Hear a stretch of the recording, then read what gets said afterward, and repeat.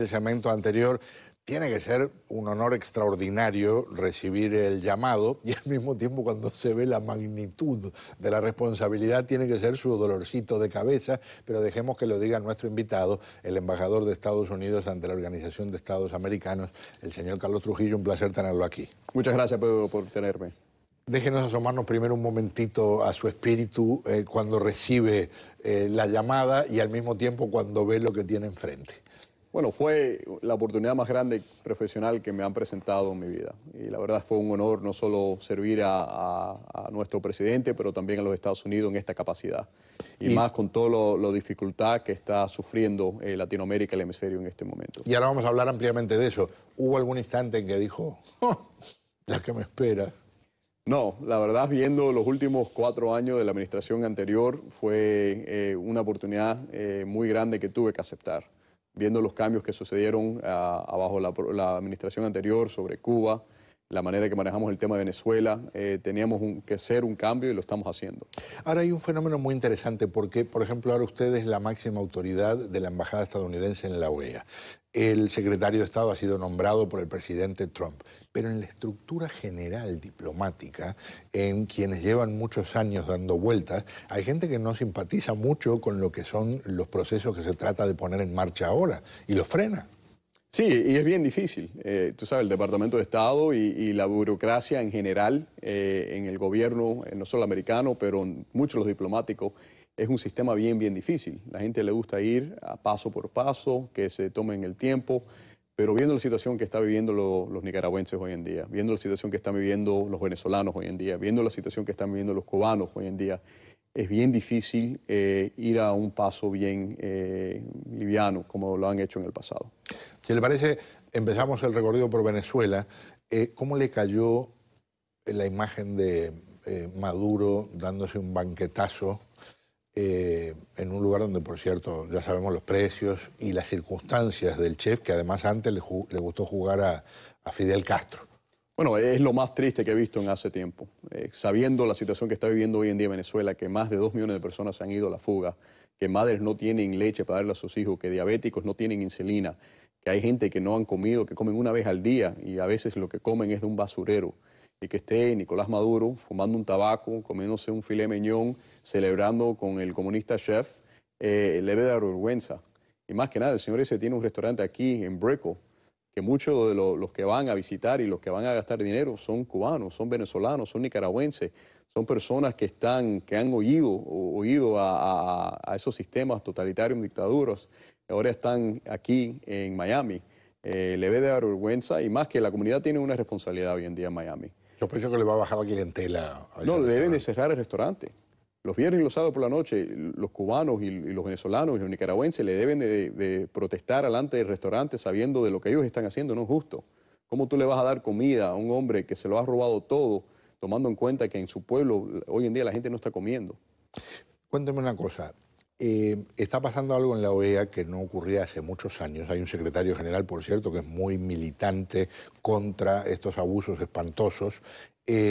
Hay un embajador que tiene una línea muy específica, muy firme, muy concreta. Aquí no hay medias tintas, pero hay que enfrentarse a un proceso que es de esos más lentos que pensar en la Edad Media en cuanto a que se desarrolle algo. ¿Qué ve realista a partir de lo que sabe hoy con respecto, por ejemplo, a Venezuela y el papel de la OEA? Bueno, lo que hemos visto es por el liderazgo, como usted lo dijo el secretario Almagro, es el tema humanitario, la crisis migratoria. Son 2 temas que la OEA lo hace muy bien, casi mejor que nadie. El tema de regresar a la democracia y crear instituciones en Venezuela es un tema que la OEA lo hace muy bien. Y lo que hemos visto en mis 5 meses ahí en la OEA, hemos pasado 4 resoluciones condenando al gobierno de Nicolás Maduro. La penúltima, no reconociendo los resultados de las elecciones que se celebraron.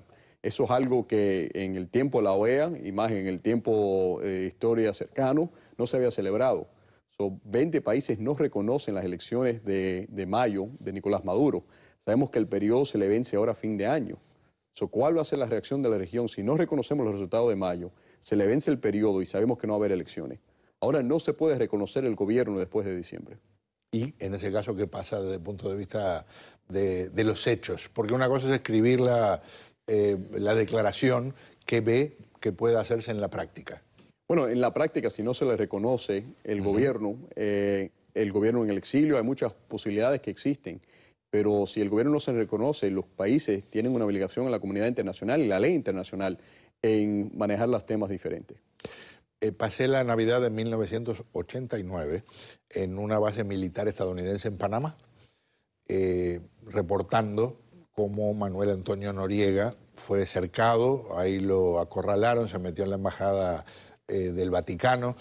Los militares le pusieron unos parlantes con rock and roll a toda potencia, se terminó entregando, vino acá, como quien dice, en la práctica se pudrió en la cárcel. Se pudo hacer algo que ellos se lo condenaron a una cantidad de gobiernos. Mucha gente pregunta, ¿por qué no se puede hacer algo así con Venezuela?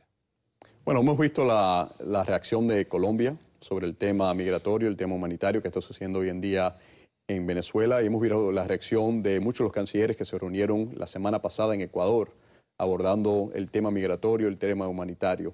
Y hemos visto también la reacción del presidente Trump, que ha dicho en varias ocasiones que el gobierno americano está comprometido a hacer todo lo posible para que Venezuela regrese a la democracia. Todo lo posible significa que, como se dice popularmente, ¿verdad? Sobre esta mesa a la que estamos sentados, ¿está también la opción militar? Como lo ha dicho varias veces el presidente Trump, todas las opciones están sobre la mesa.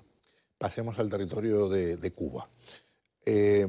Unos dicen el mismo perro con diferente collar, otros dicen unas cosas que no se pueden decir en televisión. Hay un personaje que se llama Miguel Díaz-Canel ahora, técnicamente haciendo tareas, si se quiere, de escritorio. Todavía Raúl Castro, tras el telón, está manejando las cosas. ¿Hay algo de lo que ustedes hayan visto que le haga pensar que cualquier cosa parecida a transición, a mejoría, a cambio positivo sea realista? No, es el mismo sistema con un líder diferente, pero sabemos que el encargado de Cuba hoy en día viene siendo Raúl Castro. Pueden poner el que ellos quieran de presidente o de líder, pero la persona que está encargada del país, del pueblo, de los militares, de la economía, es Raúl Castro. Y sabemos también la relación que tiene Castro con Maduro y con Ortega. Dos etapas diferentes, dos realidades. Una, la más cercana, la administración de Barack Obama, dijo, bueno, durante tantos años se trató una cosa y no funcionó, probemos de la otra manera. No funcionó tampoco. No funcionó y tenemos que reconocer, es imposible ser duro con Cuba o suave con Cuba y duro con Venezuela. Son uno y lo mismo, es imposible ser suave con Cuba y duro con Nicaragua. Todos son la misma ideología, el mismo sistema y la misma opresión de su gente. Si vamos a ser duro con Nicaragua y si vamos a ser duro con Venezuela, tenemos que ser duro también con Cuba, porque todos son iguales y todos se deben de tratar de la misma manera. Usted sabe que si a nosotros nos aprietan en un brazo, no circula la sangre. Si se aprieta el petróleo venezolano, puede haber problemas en la economía cubana muy severos. Sin duda también repercusiones negativas para el pueblo venezolano. Pero, y digo esto con profundo respeto, con lo mal que están, como quien dice, los han hecho caer 7, 8 escalones. Uno más, si eso ayudara a apretar verdaderamente a Maduro y, por supuesto, además a Castro, sería extraordinariamente positivo. ¿Se puede hacer? Bueno, como lo ha dicho el presidente, estamos debatiendo todas las posibilidades. Pero sabemos que hoy en día, en North Dakota, se produce más petróleo que en Venezuela. En un estado, los Estados Unidos, se produce más petróleo que en Venezuela. Ya ellos no han caído del séptimo, octavo escalón, ya han caído hasta el piso. Sabemos que la inflación este año va a llegar a 1.000.000%. También tomamos en cuenta, sanciones no deben de ser solo para tener sanciones, pero debe tener un efecto económico. El efecto económico que no queremos que tenga es sobre los alimentos, la salud médica y la nutrición del pueblo venezolano. Los venezolanos, el gobierno de Maduro le pone la culpa a la falta de alimentación hoy en día a los Estados Unidos. Pero sabemos que todas las sanciones que han salido de los Estados Unidos de la Casa Blanca, el presidente Trump, son sanciones contra individuos, no contra la economía. El fracaso total de la economía venezolana viene siendo la responsabilidad de Nicolás Maduro, de todos los narcotraficantes a su alrededor y todos los pandilleros que están robando y corruptando el gobierno venezolano.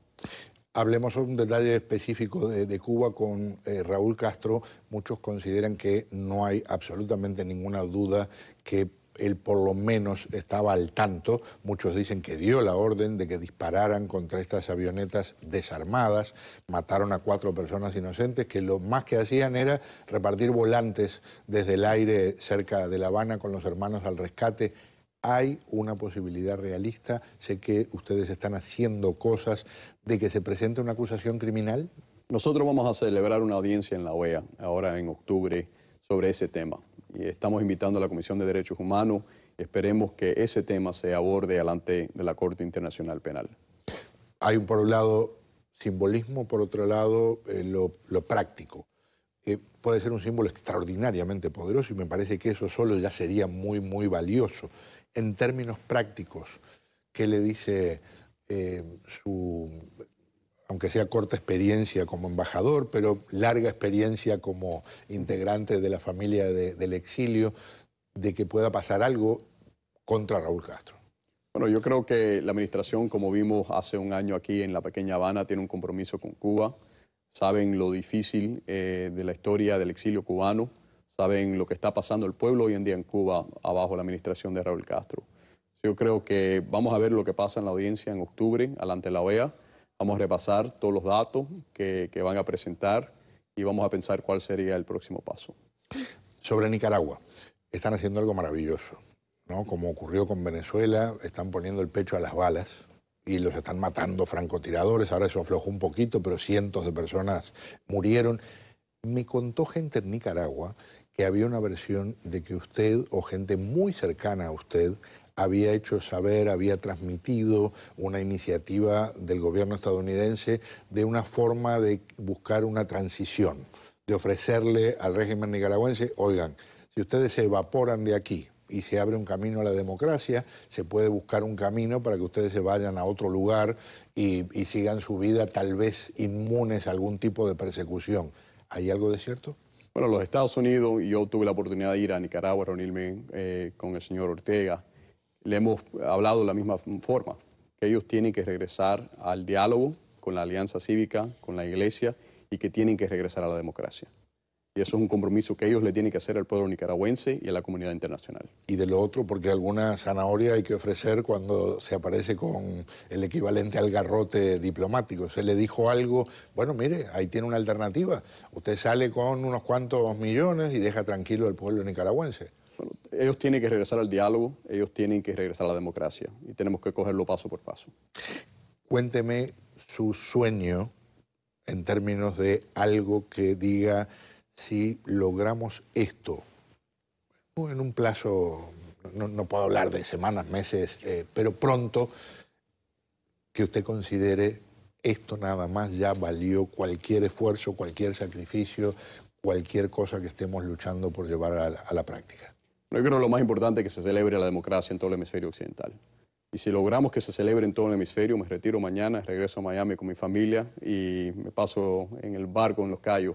Pero aunque se celebre en un país más, si es Cuba o si es Nicaragua, si es Venezuela, que una persona puede ir a votar, que otra familia puede ir a celebrar la democracia, sería el legado más grande que yo puedo dejar, no solo en la OEA, pero para mis hijos y para mis nietos. Embajador, gracias. Muchas gracias, Pedro. Un gusto tenerlo aquí, muy amable. El embajador ante la Organización de Estados Americanos, embajador por el gobierno de Estados Unidos, por supuesto, Carlos Trujillo. Ya vuelvo.